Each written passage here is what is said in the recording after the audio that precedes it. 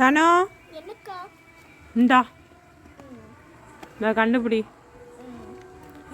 இது ஒரு பறவை. பறவை ஃபாஸ்ட்டாக கண்டுபிடி. பறவை 20 செகண்ட்ஸ் தான் டைம். புலி புலி பறவையா இன்னும் 10 செகண்ட்ஸ் தான் தானோ.